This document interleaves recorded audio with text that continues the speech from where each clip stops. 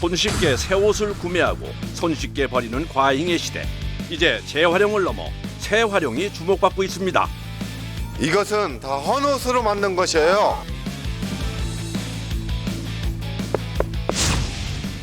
헌옷이 가구가 되고 집이 될 수 있다니 그야말로 환골탈태가 아닐 수 없습니다. 섬유 자원을 건축 자재로 만들기 위해선 하나부터 10까지 까다로운 작업을 감수해야 합니다.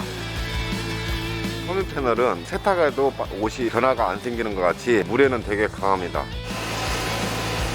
자투리천에 더해진 아이디어와 집념의 세월은 여러 사람의 손끝을 거쳐 다시 한번 빛을 발합니다. 새롭게 가치를 부여받은 헌옷의 놀라운 변신. 한편 최근 택배를 이용한 거래가 늘면서 스티로폼 배출량도 급증하고 있는데요. 일상에서 마주하게 된 스티로폼의 재발견. 이게 다 스티로폼으로 만든 겁니다. 하지만 재활용을 위한 여정은 쉽지가 않습니다. 이 정도면은 1톤 차로 한 차분. 거대한 부피를 줄인 뒤에도 여러 단계의 복잡한 과정을 거쳐야 하는데요. 스티로폼으로 만든 이 소재는 이제 습기나 이제 물기에 워낙 강해요. 알고 보니 욕실용 가구를 만들기에는 더없이 안성맞춤인 소재라는군요. 그동안 처치곤란, 골칫덩이로 손꼽히던 폐자원에 새롭게 생명력을 불어넣는 사람들을 그 고군분투의 현장을 들여다봅니다.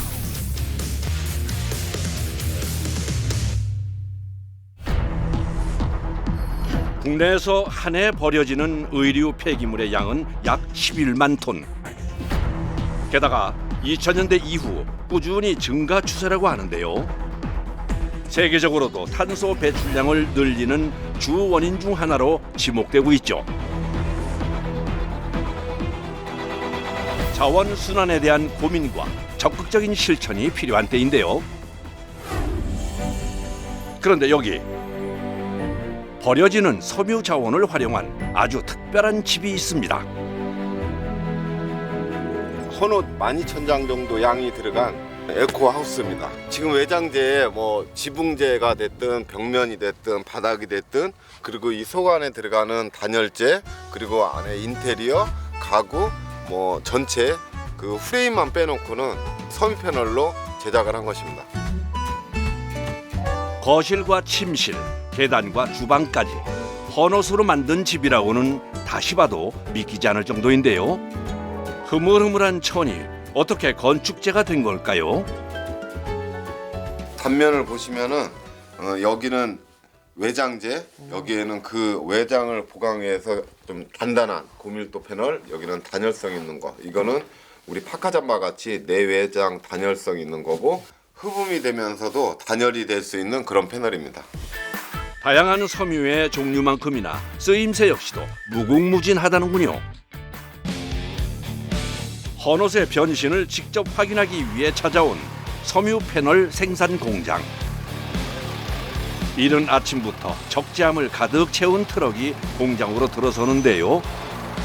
이날 입구되는 옷만 2.5톤 트럭 2대 분량이랍니다. 이게 재활용 리사이클링 하려고 지금 들어오는 거거든요. 좀 더 들어. 네. 다음 트럭이 도착하기 전 서둘러 싣고 온 옷부터 내려두는데요. 이 많은 옷들은 과연 어디서 온 걸까요? 아이고 이게 다 명품 옷이 이렇게 반품 들어와서 다 폐기 처리가 되는 거네 이거. 아이고 아까워라 이거. 이런 바람막이 좋은데 명품이면 이거 사이즈가 안 맞잖아 내가. 좋은데 이거 아깝다 이거. 대기업에서 나오는 팔다 남은 재고와 그리고 AS로 인해서 하지 못하는 그런 옷 하고 그리고 헌옷을 수출하는 무역회사 있죠. 그런 회사에서 이제 수출하고 나머지 한 20% 정도 그런 걸 기존에 이제 소각장을 간다면 저희가 그걸 받아서 패널을 만들고 있습니다. 사실 의류 업체 입장에선 소각 처리하는 게 더 저렴하지만 환경을 생각해서 더 많은 비용을 지불하면서까지 재활용을 선택하는 건데요. 우리 분류 작업하게 요거 포대 갖고 들어가자. 공정의 첫 관문은 바로 선별 작업입니다. 패딩은 좋죠. 패딩 종류 같은 거는 안 되는 거죠.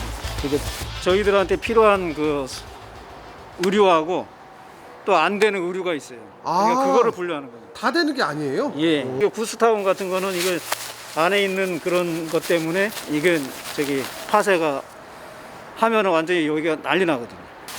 이렇게 바람막이 같은 것도 사실 여기 재질이 이 옷 재질하고 사실 차이가 있기 때문에 이것도 사실 분리를 해야 됩니다. 패딩이나 바람막이 우리가 그 사용할 수 없는 것 같은 경우는 그 다른 재활용하는 업체에서 뭐 패딩 그 속은 뭐 침대 카바라든가 이런 거 사용하는데 각각 분리가 돼서 재활용을 하고 있습니다. 거의 100% 가깝게 재활용할 수 있게끔 서로 같이 공동 연구도 하고 그걸 방향을 찾기도 하고 있습니다. 이곳에선 코팅 섬유를 제외한 천연 섬유와 화학 섬유를 주 원료로 사용하고 있는데요. 이런 소재는 괜찮습니다. 여러 가지 소재가 섞인 혼합 섬유 의류들 사이에서 쓸 수 있는 것들만 골라내는 일도 실로 만만치 않은 작업입니다. 저 한 3톤 되는 거 언제 다 해요? 분류만 하는데 하루 걸릴 때도 있습니다. 하루 동안 이게 분리만 계속 하시는 거예요? 예, 그렇죠. 뿐만 아니라 또 다른 재료도 꼭 필요하다는군요. 천수막도 재활용이 되는 거예요? 네, 그렇습니다. 옷은 그 텐션이 좋아서 얘가 가구용 만들기 힘들기 때문에 예, 현수막으로 딱딱한 거와 같이 결합을 해서 탄성과 그 힘 강도를 더 강하게 해주는 역할을 하고 있습니다. 파쇄할 거 이쪽으로 갖고 오세요. 이어지는 다음 공정은 소재별로 분류해 놓은 옷들을 조각조각 파쇄하는 작업인데요. 기계가 가동되기 시작하면 작업장 내에선 반드시 마스크를 착용해야 합니다. 조각난 옷들이 쉴 새 없이 날아다니기 때문이죠. 현수막 또한 같은 방법으로 파쇄기를 통해 조각을 내는데요. 그런데 잘려 나오는 조각들의 크기가 생각보다 꽤나 큼지막한 것 같죠? 아니나 다를까 곧바로 기계를 옮겨 또 한 번의 파쇄 작업을 거치게 되는데요.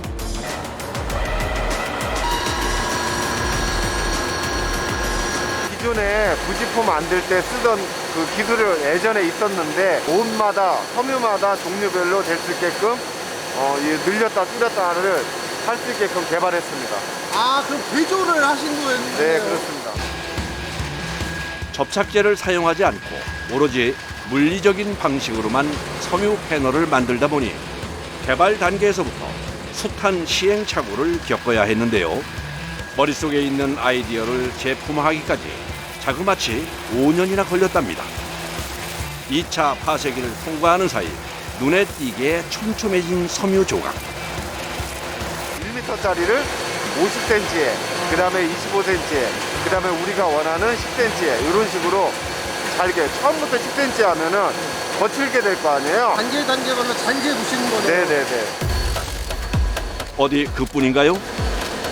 분량을 줄이고 완성도 높은 제품을 얻기 위해선 작업하는 내내 기계 곁을 지키고 서서 한치도 눈을 뗄 수가 없다고 하는데요.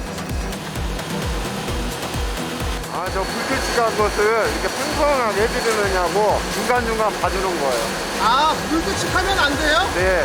왜요? 그러면 제품이 불량이 나와요.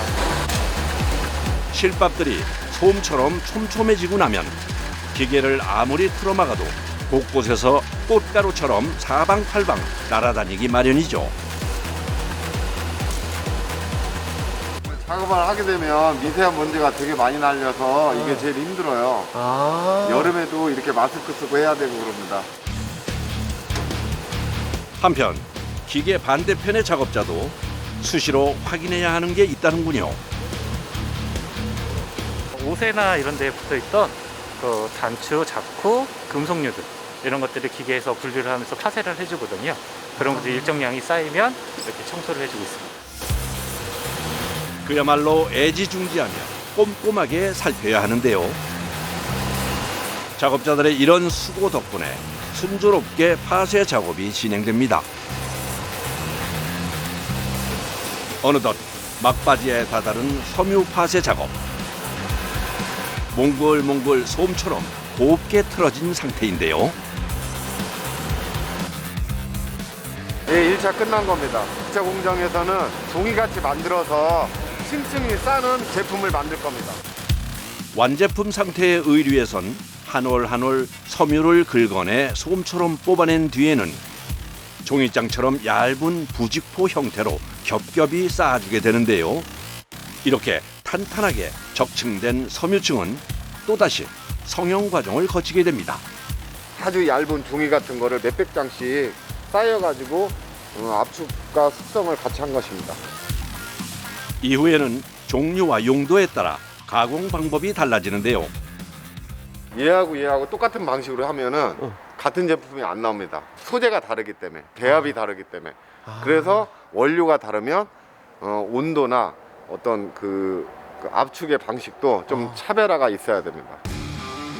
이제 섬유 패널 생산의 마지막 공정, 압축 단계로 이동합니다.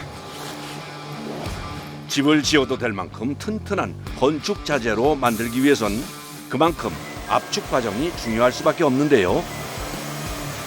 이번엔 과연 어떤 제품을 만드는 건지 궁금해지는군요. 벤치를 작업하는데도 사용하는데 그거는 딱딱해야 되기 때문에 장비로 눌러주는 작업을 합니다. 그 4cm에서 3mm를 작업하려고 합니다. 아 3mm로 이렇게 납작하게 눌러주는 거예요? 예, 그렇습니다. 건축업계가 비수기에 접어드는 겨울이지만 가구 제작을 위한 수요는 끊이질 않는데요. 제 아무리 맹추위가 기승을 부려도 이곳 작업장의 열기는 식을 줄을 모릅니다. 압축이 끝난 섬유 패널은 몰라보게 단단한 모습으로 변했습니다. 그 두자 이렇게 단단해집니다. 이렇게 딱딱하게 만들어서 뭐 주로 사용하는 게 벤치라든지 그다음에 내장재, 외장재, 가구용 그런 기타 등등 많이 사용하고 있습니다. 아 그러면 못 만드는 게 없네요? 거의? 예, 그렇습니다. 거의 나무 재질을 대체를 하는 거기 때문에 예, 못 만드는 게 없죠. 실제 내구성 인증을 거친 제품들이지만 옷으로 만든 자재가 과연 얼마나 튼튼할지 의문이 들기도 하는데요. 쉽게 썩지 않는 화학 섬유의 단점이 외부 환경 변화 앞에선 강점이 된답니다. 섬유 패널은 물에는 되게 강합니다. 기본적으로 우리가 물 세탁해도 옷이 변화가 안 생기는 것 같이 청계천 데크나 벤츠를 저희가 7년 전에 깔았는데 설치를 하였는데 지금 한 달 전에 저희가 확인을 했을 때도 거의 처음과 거의 유사합니다. 그리고 불에는 준불연 성질을 추가해서 저희가 이게 불에 쉽게 타지 않게끔 시험 성적도 지금 받았습니다. 늦은 오후 이제 끝났는데. 작업을 마치고 잠시 즐겨보는 커피 한 잔의 여유. 저녁에 끝나서 삼겹살 이빨에 먹었는데 삼겹살이야 자주 먹어야죠. 아 일주일에 한 2번은 먹어야죠. 아 그래요? 먼저 먹고 살아야 돈이 돼. 어린 나이에 공제 기술을 배운 뒤 한평생 재단사로 일해온 박준영 대표. 날마다 버려지는 자투리 천을 보면서 아이디어를 떠올리게 됐다고 하는데요. 보통 한 15% 내외 정도 이렇게 옷을 만들다 보면 버려지는 거가 새 건데도 불구하고 이 많은 양이 어디로 갈까 맨날 몇십 년 동안 보고 왔는데도 어느 날 갑자기 그게 의문이 생겼고 봉제업을 제가 오래 했잖아요. 그러면 제가 잘라서 버린 것만 해도 엄청 많아요. 그러면 무슨 얘기냐면 내가 싼 똥은 내가 치운다. 그리고 너희들까지 내가 치워보겠다. 오 진짜요? 네. 호랑이는 죽어서 가죽을 내긴다면 나는 내가 싼 똥만 치는 청소는 다 해놓고 가겠다. 너희들 것까지 같이 대중탕을 만들어주겠다. 뭐 이런 논리죠. 쓸모를 잃어버린 헌옷과 소각장에서 한 줌 재가 될 뻔했던 자투리 원단들의 환골 탈태. 소중한 자원으로 거듭난 그 여정을 따라가 보기로 했습니다. 작업 준비로 분주한 모습인데요. 벤치 만드는 부속입니다. 한치의 오차도 없는 정밀한 재단을 위해 컴퓨터로 수치를 제어하는 가공을 거치게 되는데요. 섬유로 만든 새로운 소재다 보니 15년 경력의 작업자에게도 결코 쉬운 일은 아니랍니다. 날을 자르면서 열이 나면서 그 가공한 부분이 다 늘러붙기 때문에 난이도가 조금 있어요. 패널의 두께와 강도에 따라 칼날을 바꾸고 설정값을 잡아주는 데만 꼬박 하루가 걸릴 만큼 까다로운 작업이라고 하는데요. 오려낸 테두리 또한 아무렇게나 함부로 버릴 수는 없다는군요. 짜투리는 어떻게 되는 거예요? 짜투리도 활성화하셔서 다 재활용하시는 겁니다. 아, 다시요? 예. 도면대로 곱게 재단한 뒤 다시 차곡차곡 정리를 마친 섬유 패널. 공장을 또 한 번 옮긴 뒤 마지막 조립 공정에 돌입합니다. 준비된 패널만 보면 장난감 블록 같기도 하고 수납장 같기도 한데 말이죠. 아, 벤치요. 오호라, 바로 이런 모습으로 완성될 예정이랍니다. 접착제를 사용하지 않은 친환경 자재의 장점을 살려 이번엔 짜맞춤 방식으로 제작을 하는데요. 나무가 좀 조립하기 예. 어려운가요? 예. 3일 정도 걸리거든요. 진짜 오래 걸리네요. 예. 조립을 모두 마친 뒤에도 클램프로 고정시켜 꼬박 하루 정도는 더 기다려야 한다는군요. 며칠 후 드디어 벤치를 설치하는 날입니다. 오래 공들여 작업한 프로젝트인 만큼 마지막까지 만전을 기해야 하는데요. 복합혁신센터 내 그 로비, 로비에 그 가구를 설치하러 왔습니다. 2인용 자리를 잡아요. 설치할 동선에 따라 순서대로 제품을 내리는 게 아무래도 효율적이겠죠. 그거 올리면 안 돼. 왜 두 개를 실어가지고 그래? 한 개씩 해자니까. 하나씩 해. 저거나 보조나 올려. 아작 나는 거요, 그냥 끝장 나는 거요. 그럼 다시 제작해야 되는 거죠. 만에 하나라도 실수가 생길까 더욱더 긴장할 수밖에 없습니다. 요거 딱 잡고 있어, 밑에 하단. 매 순간 안전 제일 2인 1조가 기본인데요. 너무 붙이지 말고. 특별히 섬유 패널 벤치를 의뢰한 이유는 뭘까요? 전국적으로 지금 폐연수막이 되게 문제가 돼서 어떻게 하면 그거를 이제 재활용을 할 수 있을까? 업체와 저희가 업무 협약을 해서 이제 섬유 패널을 만들고 있는데 이왕이면은 저희가 지역 주민들이 많이 찾는 시설에 이 섬유 패널을 설치함으로써 환경 오염이나 저희가 폐연수막에 대한 인식 개선을 위해 가운데를 기준을 잡아가지고 좌우는 대칭이니까. 잠시 후 십시일반 손을 보태 다 함께 작업을 마무리 짓습니다. 새삼 감회가 새로울 것 같은데요.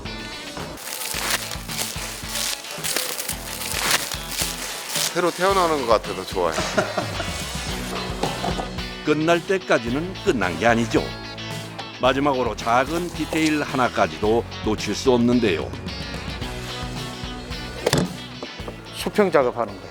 아, 이게 마지막 작업인가요? 그렇죠. 테이블과 스툴, 소파와 벤치까지 총 36개의 제품이 무사히 설치 완료됐습니다. 프로젝트 담당자도 다시 한번 꼼꼼히 확인을 하는데요. 재활용 제품이라고 해서 이렇게 떨어지는 거 없이 오히려 더 좋은 것 같습니다. 일반 나무는 썩을 수도 있는데 네. 요거는 이제 아예 걱정이 없으니까 훨씬 더 좋은 것 같습니다. 마지막으로 전하고픈 말이 있답니다. 다원화할 수 있는 폐의류나 폐현수막을 페트병 같이 잘 분리해서 잘 보내주시면 나무를 그만치 자르지 않아도 훨씬 더 많은 자원을 만들 수 있고 그것을 여러분들과 함께 하였으면 더욱 뿌듯하고 행복할 것 같습니다.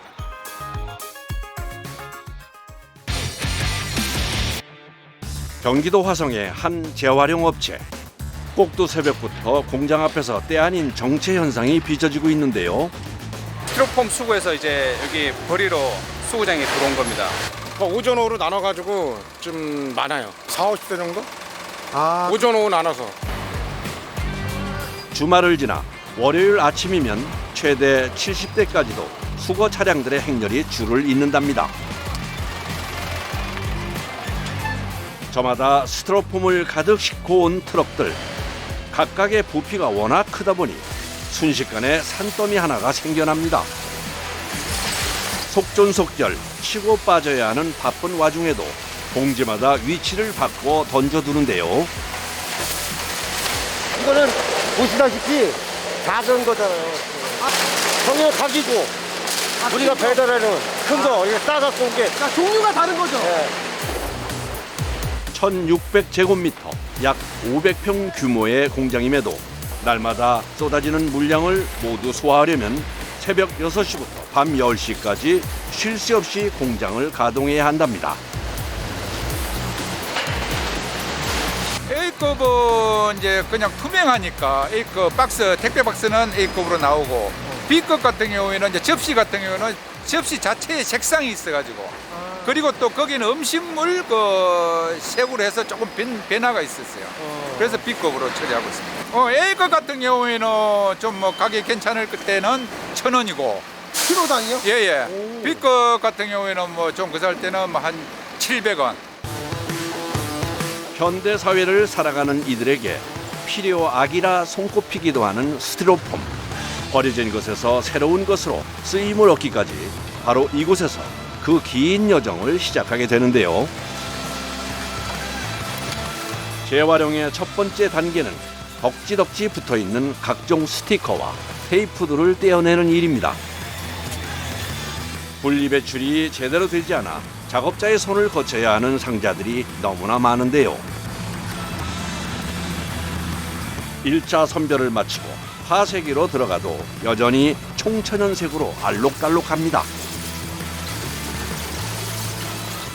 도 않고 태워서도 안 되는 물질이기 때문에 우리가 가정에서 배출만 잘 해주시면은 이 물질 종이와 테이프만 잘 떼주시면은 이거 얼마든지 재활용해가지고 우리가 가정에서 다시 사용하는 건축 몰딩으로 아주 요긴하게 쓸 수 있는 재료입니다.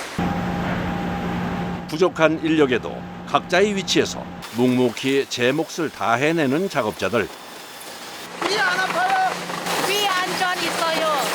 위 안전 있어요. 바쁘게 돌아가는 컨베이어 속도에 맞춰 선별 작업과 파쇄 작업을 끝내고 나면 이제 약 100도씨 가량의 전기로를 지나며 발포시킨 공기층을 빼고 녹여서 압축하는 단계를 거치게 되는데요.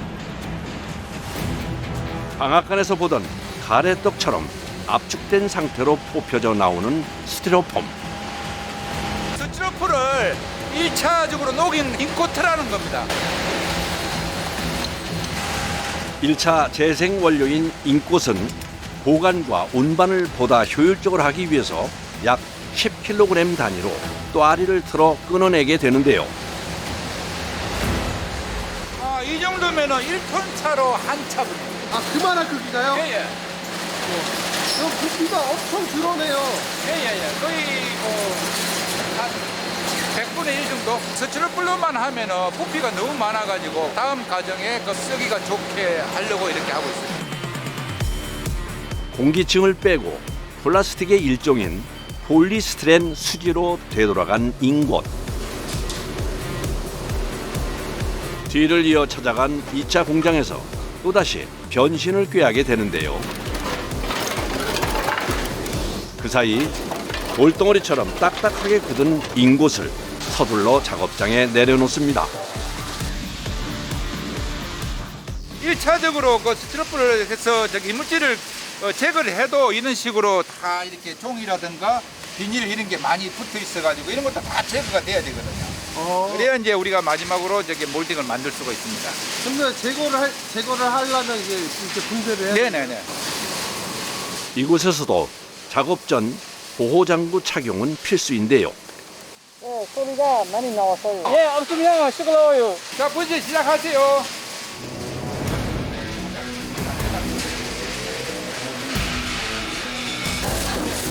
작업 지시와 함께 귀가 아플 정도의 엄청난 굉음을 내며 작동되는 분쇄기. 바위같이 묵직한 인곳은 이곳에서 분쇄기를 거치며 아주 잘게 자갈처럼 작은 덩어리로 쪼개집니다.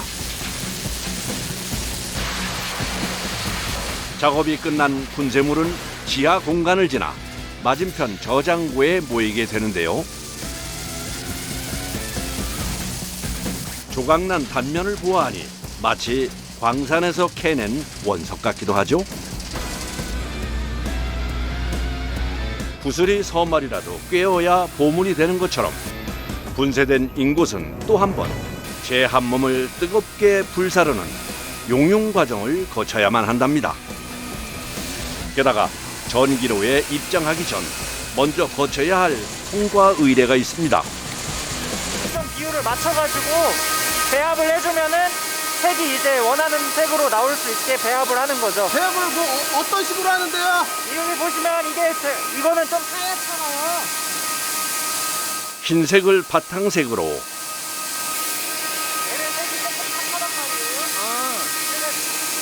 색상을 섞어주는 건데요. 흰색도 하고 회색도 하고 아이보리도 하는데 대부분은 아이보리가 나가고 있어요. 아, 그래. 아이보리가 인기가 제일 많나 봐요. 적정한 배합 비율을 맞춰 제품의 색상이 정해지고 나면 배합기를 거쳐 고온 입자의 상태로 고온의 전기로를 지나게 되는데요.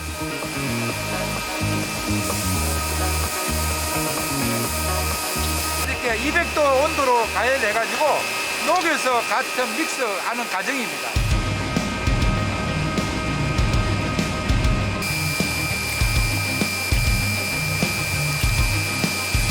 알았어, 망치지. 잠시 후 전기로의 끝자락에서 큼지막한 롤러가 빠져나오는데요. 불순물을 걸러주는 거름망이랍니다.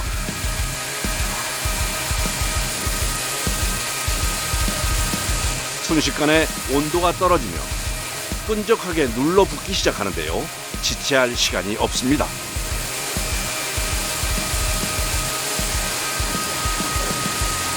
이물질 때문에 필터는 해고 한 거예요. 아, 이물질 때문에 필터를 바꾸는 거예요? 네. 스테레오폼 재생 작업은 처음부터 마지막까지 그야말로 불순물과의 전쟁이라고 해도 과언이 아닌데요. 어느 하나 쉬운 일이 없습니다. 아, 이거는 이제 1차로 한번 걸러주고 이제 2차로 한번 더 걸러주는 겁니다. 재료가 굳기 전 서둘러 철망을 교체해야 하기에 열기를 무릅쓰고 작업을 진행해야만 하는데요. 재활용의 길은 참으로 멀고도 험한 것 같습니다. 20분마다. 아, 20분마다 한 번씩 예. 철망을 갈아줘야 예. 돼요? 그렇게 많이 나와요? 네네. 너무 많이 나와요. 그렇게 필터를 거쳐 마침내 결과물이 모습을 드러내는데요. 국수가루가 저렇게 쫙 나와가지고 다 카팅을 하는 겁니다. 저게 원료 자체가 쌀알같이 만들어야 되기 때문에 그래야 이제 그 다음 공정에서 사용하기가 편리하게. 이곳이 바로 스티로폼 재활용의 마지막 단계인 냉각 수조입니다. 뜨거운 열기를 식히고 단단한 알갱이 형태의 펠릿이 되면 이제야 비로소 제품으로 만들 수 있는 원료가 되는 건데요. 작업은 공정은 끝났고요. 그러면 이 상태로 이제 바로 이제 몰딩 공장으로 가서 건축 자재가 생산이 되는 겁니다. 자, 이제 식사합시다. 고단한 하루 일과를 마치고 다 같이 둘러앉아 먹는 저녁 식사. 꿀맛이 아닐 수 없는데요.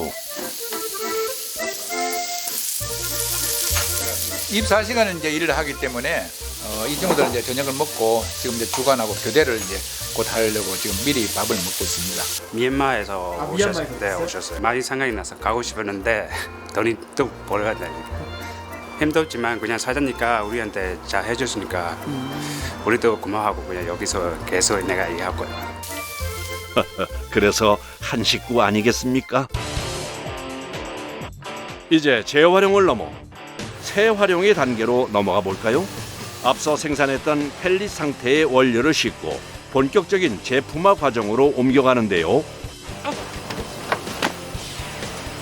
원료 14톤이요?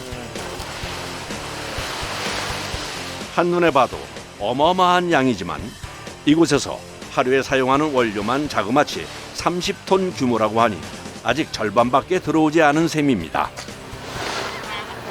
들어온 원료를 다시 재활용해서 녹여가지고 가구용 판재를 만드는 회사입니다. 건축 자재로 흔히 사용되는 몰딩을 만들거나 내장재와 외장재는 물론 가구를 만들기도 하는 등 우리네 일상 곳곳에서 두루 쓰이고 있는 스티로폼 펠릿. 와, 날마다 매일 마주하는 욕실장의 주 원료이기도 한데요. 집집마다 하나쯤은 꼭 가지고 있는 욕실 상하부장을 만들기 위해선 먼저 재료 배합 단계를 거쳐야 하는데요. 거대한 교반기에 기본 원료인 펠릿부터 투입한 다음 서둘러 추가 재료들을 준비합니다. 제품의 하중을 줄이고 발색을 돕기 위해 비법 재료들을 섞어주는데요. 색깔을 내기 위해서 착색제랑 구연산 및 발포제를 사용하고 있습니다. 생산하는 제품 종류에 따라 추가되는 첨가제의 성분과 배합 비율도 제각각 달라지게 되는데요. 그 가지수만 따져도 자그마치 수천 가지에 이른답니다. 쌀을 밥으로 만들려면 찌는 공정이 있듯이 이것도 같이 배합을 할 때 찌는 공정을 거칩니다. 아, 온도를? 네, 온도를 저희가 89도까지 최대한 올려서 원료를 배합을 하고 있습니다.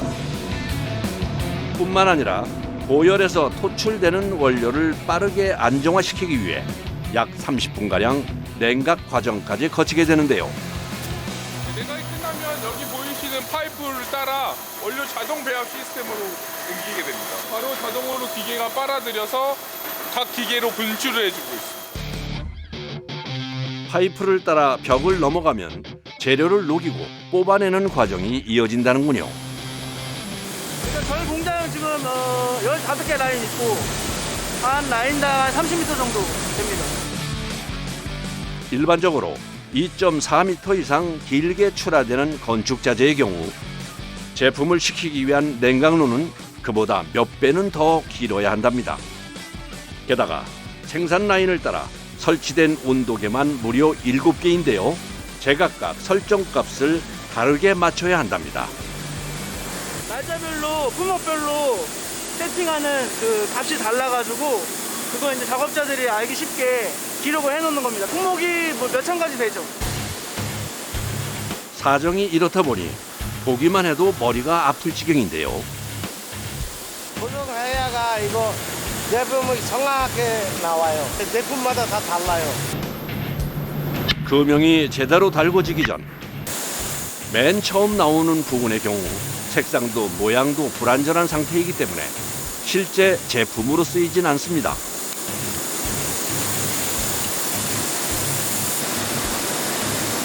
(300kg) 정도 넣어요. 하지만 이 역시 버리지 않고 남김없이 재활용할 수 있다는데요. 아니, 이건 또 무슨 소리죠? 뻥뻥 젖어놓은 거는 가스 나오는 거예요. 그렇게 얼마나 지났을까요? 드디어 길고 긴 가구용 판재의 시작 부분을 당겨내는 작업자. 냉각수에서 토닥토닥 다독여가며 빠르게 굳혀 고정시켜줍니다. 지금 제품 자체가 온도가 높기 때문에 이 정확한 모양을 만들려면 제품이 좀 냉각을 좀 길게 해야 됩니다. 냉각수를 지나는 사이 모서리의 날카로운 면도 다듬어진답니다. 당기는 거예요. 인솔기까지. 작업 내내 노심초사하며 지켜봐야 하는 까다로운 작업입니다. 어디 걸릴까 봐요. 걸리면은 끊어져 버리니까. 이거 끊어지면 처음부터 다시 해야 돼. 또 다시 해. 쭉 연결이 돼야 되니까요. 네. 또 다시 기계 꽂고 스타트하고 열도 올리고 한참 기다려야 되고 3시간 정도 기다려야 돼요 또. 상황이 이렇다 보니 긴장의 끈을 쉽사리 내려놓을 수가 없죠. 설령 끊어지지 않고 온전히 이어져 나왔다 해도 맨 처음 나온 제품은 역시나 재활용 창고행입니다. 제대로 된 완제품이 나오기까지 그만큼 까다로운 기준이 적용되는데요. 365일 일상적으로 돌아가는 생산 공정의 이면에는 작업자들의 노고와 고군분투가 숨겨져 있습니다. 그렇게 기나긴 라인을 지나면 마침내 가구용 판재로서 새롭게 쓰임을 부여받게 되는데요. 택배용 상자였다고는 믿기지 않을 만큼 완벽하게 탈바꿈에 성공한 스티로폼. 국내는 물론 세계로 수출되며 국산 제품의 명성을 떨치고 있답니다. 아파트 가면은 이제 수건이나 화장품 놓는 욕실장 그 위주로 쓰고 있고 벽체에 인테리어용으로 지금 나가고 있습니다. 이제 대장정의 마지막 과정입니다.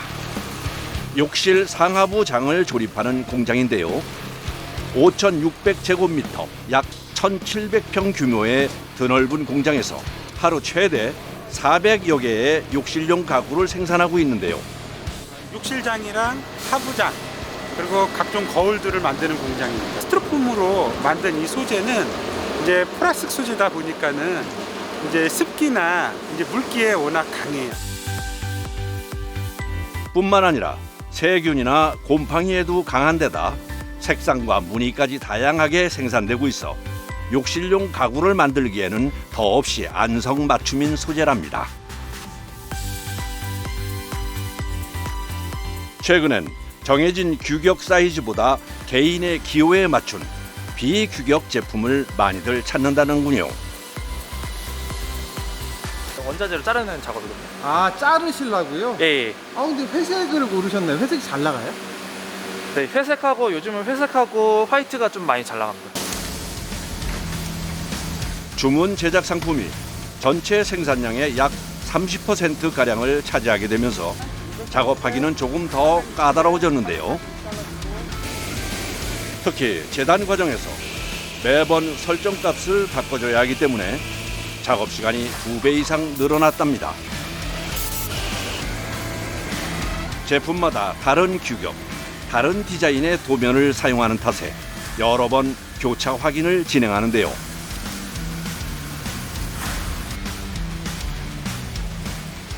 작업 다 된 거예요? 네, 어디 한번 볼까요? 흠날 한번 확인해. 무슨 문제라도 생긴 걸까요? 날 갈아야 되겠네. 이 엣지면이 깨끗하게 나와야 돼요. 이게 삐뚤삐뚤하게 되면은 톱날이 다 된 거예요. 23년 최고참 경력자의 날카로운 눈은 피해갈 수가 없습니다. 지체 없이 교체 작업이 이루어지는데요. 100개에서 200개 정도 재단을 하게 되면은 이제 날이 무지직이 돼요. 그 이제 작업자가 봤을 때 재단된 면을 확인을 해서 삐뚤삐뚤하게 나오게 되면은 버려야 됩니다. 칼날을 교체한 뒤 다시 진행된 재단 작업. 역시 깔끔하게 떨어지는군요. 하부장 다들 다 잘랐습니다. 이어지는 과정은 다음에 이어질 조립 단계를 위해 미리 구멍을 뚫어주는 작업인데요. 순서대로 착착 진행되는 공정. 이번엔 하부장을 담당하는 조립 단계입니다. 작업에 앞서 확인해야 할 도면들이 한가득인데요. 이게 오늘 견문장 오늘 제작해야 됩니다. 규격은 보통 한 20개, 견문장은 한 10개가 8개 정도 하루에. 바깥쪽 큰 틀부터 세워두고 빠르게 조립을 시작하는 작업자. 물 흐르듯 빠르게 작업을 이어가는데요. 본드죠, 본드로 보세요. 중앙부에는 추가로 패널을 덧대주는군요. 도어가 양쪽에 2개씩 하기 때문에 문짝이 도어 2개 했을 때 하나 겹쳐서 안 맞는 거. 커다란 장을 익숙하게 돌려 눕힌 다음 아래쪽에 재빠르게 다리를 달아주고 못으로 한 번 더 고정을 시킵니다. 사뿐하게 다리를 달아준 뒤에는 여닫이 문의 경첩까지 속전속결로 조립을 하는데요. 누구보다 손이 빠르기로 유명하지만 그럼에도 불구하고 유독 신경 쓰이는 게 있다는군요. 스크래치 안 나는 거. 만약에 옆 부분만 스크래치 하시면 옆 부분만 다시 하면 되는데 만약 여기에 하자가 생겼다 그러면은 요거 박았던 거 다시 분해시켜야 돼요. 이것만 빠질 수가 없습니다. 이런 스크래치가 이렇게 나온다. 이렇게 보면은 안 보이는데 밖에 나가면 또 이렇게 잘 보면 보인다고. 그치 못쓰리요. 세심하고 유려한 손길로 흠집 자체를 남기지 않는 것이 베테랑의 덕목인 셈이죠. 사정이 이렇다 보니 작업 과정의 매 순간마다 행여 흠집이라도 날세라 2인 1조로 신주단지 모시듯 조심할 수밖에 없는데요. 이제 하부장의 핵심 배수구 위치까지 뚫어주고 나면 작업이 거의 마무리되는데요.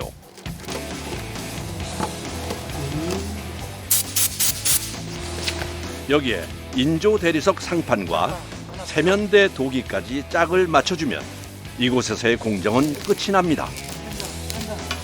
현장 조립. 현장 가서 이제 마무리를 하는 거예요? 과거에는 하부장 없이 세면대만 있는 형태가 주를 이뤘지만 최근엔 건축 욕실이 인기를 끌면서 하부장 디자인도 아주 다양해졌습니다. 그 시각 한편에선 욕실 수납장의 클래식 상부장을 조립하느라 여념이 없는데요. 요즘은 디자인도 중요하지만 곳곳에 실생활에 유용한 아이디어들이 더해지고 있답니다. 이건 댐퍼라는 건데요. 이제 앞에 유리문이 붙었을 때 유리문 이제 조금 세게 밀거나 하면 이제 탁탁 치고 이제 이게 충격이 가해질 수 있으니까 이게 유압 기능이 있어서 천천히 이제 애들이 밀었을 때도 이게 쾅 소리 안 나고. 그런데 상부장 조립에 달려는 전기 장치는 뭔가요? LED 이제 요거 전압을 이제 전기를 안전하게 주는 이제 안전기고. LED 설치 시 안전기는 필수라고 하네요.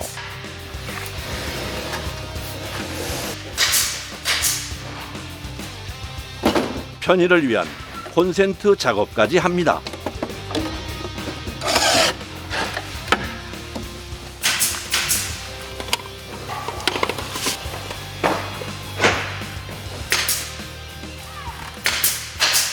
이렇게 되면 욕실이 더 은은하고 더 이제 좀 따뜻한 느낌이 되죠. 자, 마지막으로 거울까지 달아주면 완성입니다. 잘 열리고 잘 닫히는 거죠. 천천히 가고. 이렇게 살살 해도 천천히 가고. 장 하나만 바꿔도 이제 분위기가 바뀌니까. 저희 어머님도 나들이니까는 나이가 뭐 80이 넘으셨는데 그래도 좋아하시더라고요. 작업이 마무리되고 무언가를 옮기는데요. 이건 뭘까요? 이제 저희가 가구를 만들고 난 다음에 남는 이제 짜투리, 얘는 이제 다시 분쇄 공장으로 가서 다시 재활용이 됩니다. 분쇄를 다시 또 한다고요? 네. 이거를 잘게 이제 분쇄를 해서 이거를 녹여 갖고 다시 스티로폴이나 아니면은 저희 같은 이제 욕실장에 필요한 원재료로 다시 탄생을 할 수 있어요. 아, 그럼 버리는 게 아니네요. 버리는 게 아닙니다. 지구 환경도 좋아지고 아마 자원도 그만큼 후손한테 많은 자원도 남겨줄 수가 있지 않을까 싶습니다.